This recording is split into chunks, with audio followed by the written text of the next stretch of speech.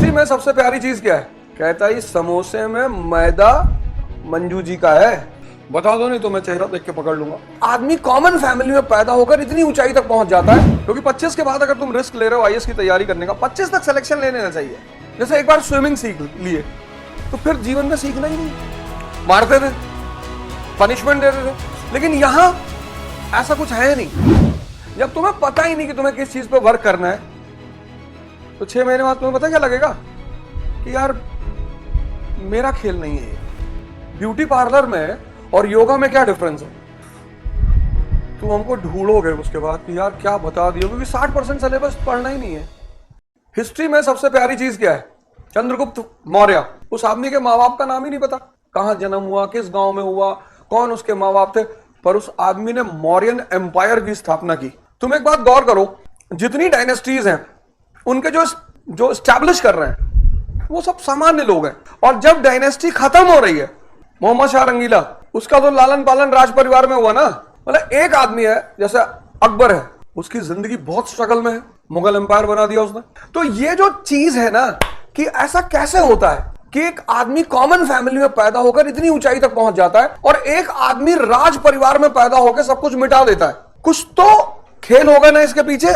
India में जहां प्रधान का चुनाव जीतना मुश्किल है, पंचायत सीरीज देखी ना, कहता है समोसे में मैदा मंजू जी का है, आलू भूषण भाई का है। देखो राजनीति कितने नीचे स्तर पर चली जाती है। अब वो समोसा बांट रहा है, प्रधान जी समोसा बांट रहे हैं, मानी सी बात है, जिसको खाओगे उसका वोट दोगे। और वो विनोद, माधव और बनराकस तीनों देख रहे हैं, तो जो समोसा खा रहा है उसका वो हाथ पकड़ लेते हैं, कहते इसमें मैदा मंजू देवी का है और आलू हमारा है। तो पूछता है कि मैदा अच्छा होता है कि आलू? कहता भैया आलू अच्छा होता है। तो आलू किसका है? तो भूषण भाई का है। तो वोट किसको देना है? भूषण भाई। किसकी उम्र इस क्लास में 25+ है? बता दो नहीं तो मैं चेहरा देख के पकड़ लूंगा। अगर हम 100 साल जिंदगी का औसत माने, एवरेज, तो आप 1/4 अपनी लाइफ बिता चुके हैं और 1/4 लाइफ में आपने ज्यादातर पढ़ाई की है। तो कोई एक सब्जेक्ट बताओ जिसमें तुम्हें लगता है कि अगर इस सब्जेक्ट से मुझे बेसिक क्वेश्चन किए जाएंगे तो मैं बता दूंगा। हो सकता है आज ही के दिन तुम कोई ऐसी बात समझ जाओ कि तुम्हारा सारा खेल आज ही सेट हो जाए। देखो एक बात मैं बार बार कहता हूं कि दुनिया में जब तुम सीखने जाओ, तो अपने अहम को बाहर रखो। सीखने का एक नियम है कि तुम्हारा अगर अहंकार रहेगा तो तुम सीख नहीं पाओगे, और मेरा अहंकार रहेगा तो मैं पढ़ा नहीं पाऊंगा। दोनों तरफ लागू होती है ये बात। कंपाउंड क्या होता है? और भाई देखो, आज अपनी डायरी में जाके लिखना कि तुम्हारा बेसिक्स है ही नहीं।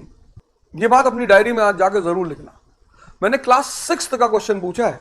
क्लास 6 में पढ़ाते एलिमेंट, कंपाउंड एंड मिक्सचर, क्योंकि 25 के बाद अगर तुम रिस्क ले रहे हो आईएएस की तैयारी करने का, 25 तक सिलेक्शन ले लेना चाहिए। 25 तक सिलेक्शन डन।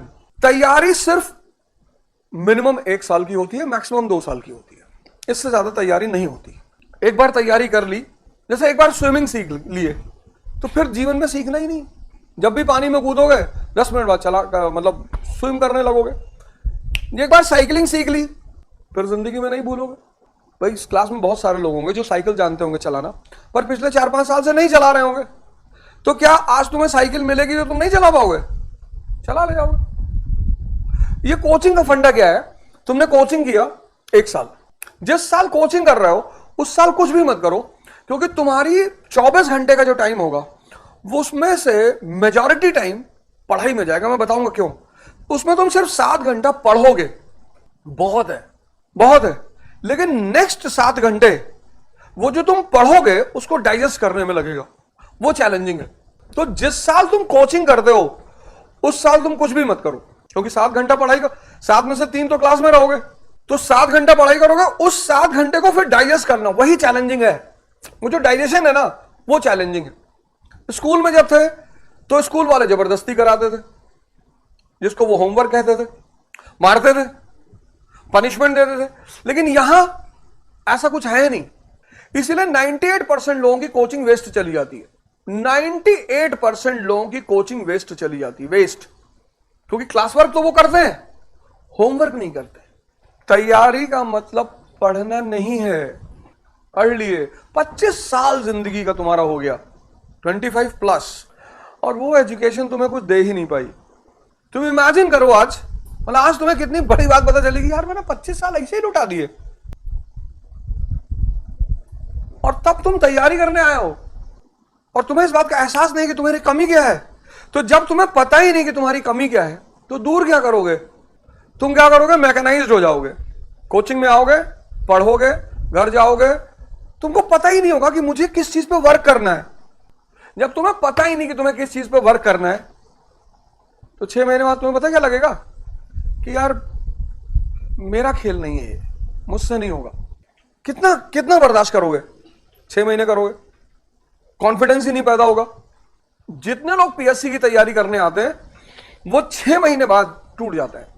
तुम पढ़े जा रहे हो भाई, तुम एक एक्सरसाइज कर रहे हो, जिम जा रहे हो, तो 2 महीने बाद बॉडी में जब कट्स पैदा हो रहे हैं तो एक विश्वास पैदा हो रहा है ना कि यार कुछ तो चेंज हो रहा है। भाई तुम डंबल उठा रहे हो 2 महीना, तो बॉडी में कट्स आ रहे हैं, तो जब देख रहे हो शीशे, इसलिए जिम में शीशे लगे होते हैं कि तुम्हें दिखाई पड़े, लेकिन इसके अंदर क्या शीशा देखना वो मुश्किल है। सोचो कितना सिंपल सा सवाल किया मैंने तुमसे। ना मैंने तुमसे आइसोमेरिज्म पूछा, ना मैंने तुमसे ऑस्मोसिस पूछा, कुछ पूछा ही नहीं। ब्यूटी पार्लर में और योगा में क्या डिफरेंस है?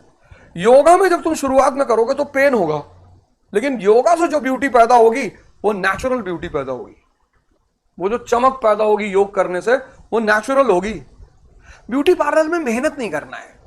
गए 10,000 रुपया दिया, उसने पेंट किया, वहां एसी लगा हुआ, आराम से लेटे हुए, बाल सीधा कर दिया और आईब्रो बना दी, लेकिन पहली बारिश में सब खत्म हो जाएगा।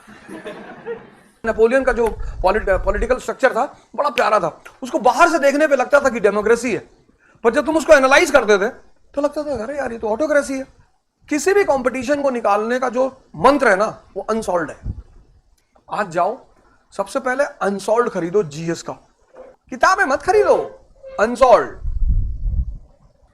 अब तो सॉल्व आते हैं, प्रीलिम्स के आते हैं, मेंस के आते हैं। तुम्हें कुछ नहीं करना है, 15 दिन प्रीलिम्स के अनसॉल्व को देना है, 15 दिन मेंस के देना है, और 10 साल का पूरा खाका निकालना है। ज्योग्राफी का, इकोनॉमी का, पॉलिटी का, इकोलॉजी का, एनवायरमेंट का एक अपना डायग्राम बनाना, अपना। फिर ये पहला स्टेप हो गया तैयारी का कि अपना डायग्राम बनाना है अनसॉल्व से, मेंस और प्रीलिम्स दोनों। फिर इसके बाद क्या करना है? पहला काम ये करना है, इसमें 10 साल 10 इयर्स, ये पहला स्टेप होगा। यहीं से तैयारी की शुरुआत होगी। ज्योग्राफी, पॉलिटी, इकोनॉमी, मतलब जो भी तुम्हारे सब्जेक्ट्स हैं सबका 10 साल का खाका निकालना है कि ज्योग्राफी के क्वेश्चंस किस चैप्टर से कौन से क्वेश्चंस आ रहे हैं, पूरा एक डायग्राम बनाना है। 1 महीना पूरा इसको देना है कि जैसे तुमने पहला चैप्टर उठाया वैदिक पीरियड, तुरंत अपना प्रीलिम्स का अनसॉल्व निकाला कि हाँ अच्छा यहां से क्या क्या क्वेश्चन आया था, ये क्वेश्चन आया था, मेंस में क्या आया था, ये आया था। भाई साहब अगर ये तुम कर लेगा ना, तुम हमको ढूंढोगे उसके बाद कि यार क्या बता दिया, क्योंकि 60% सिलेबस पढ़ना ही नहीं है। तुमको ये पता चल जाएगा क्या पढ़ना है, कितना पढ़ना है। ये पहला स्टेप होगा। उसके बाद तुम्हें दूसरे स्टेप में क्या करना है? सेकंड, बेसिक्स को मजबूत करना है। मतलब अगर तुम्हें नहीं पता कंपाउंड क्या है, कोई बात नहीं, अब पता कर लेंगे। कौन सा टाइम निकल गया, तैयारी करने आए ना, तो पता हो तो होना चाहिए कि अपने अंदर क्या सुधार करना है।